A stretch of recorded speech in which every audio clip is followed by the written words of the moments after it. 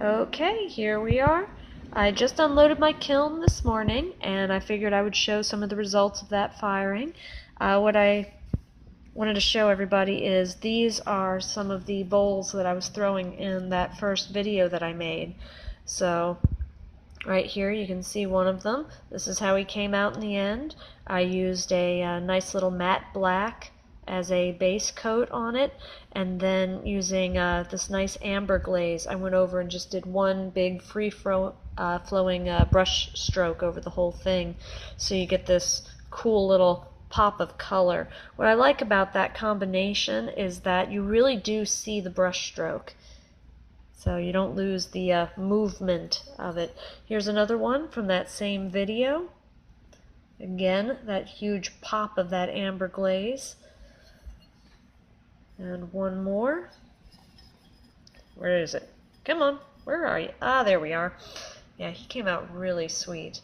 Has this nice little fiery line going. It's almost like magma, where it's hardened lava and it's just cracked slightly, so you see the nice warm glowing color from the interior. Very cool. Very pleased with how these came out. This little guy is also from that same video. He's a little different. You can see I just used the same amber glaze as a base coat on him, and then I used this nice celadon green to just put a little pop of a spiral in there, just right around. And it came out pretty nice, I think. It's porcelain, so pretty much whatever color you put on it, you're going to get a fairly good effect. You can see kind of the colors that are in that celadon. It's very sweet. Yeah, I was going to do a set of 4 originally of that first color combination, but I kind of thumped this guy pretty hard against the side of the kiln when I was pulling him out of the bisque fire. Oops. So I was worried he was going to have a crack. He didn't in the end. He came out okay. But anytime I damage a piece or anytime it doesn't come out of the kiln quite right, I like to go ahead and just use that piece as an experimental thing. Just see what different glaze combinations are going to get me.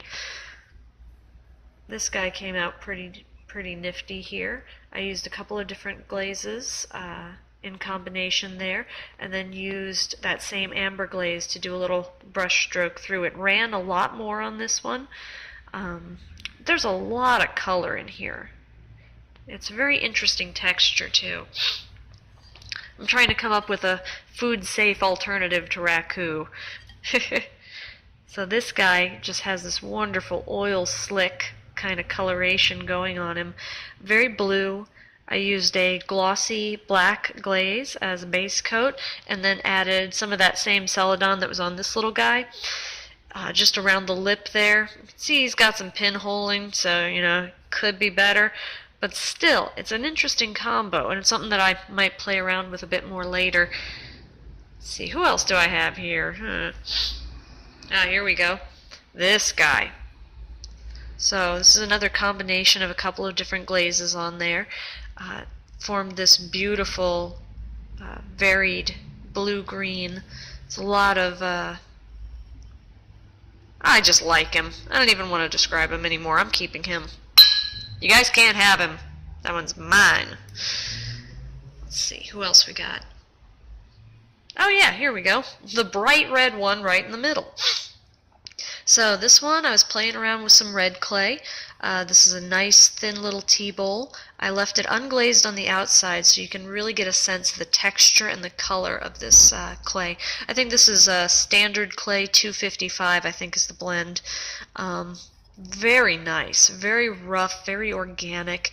And then I put this just bright popping red on the inside. So it's another little bit of a surprise.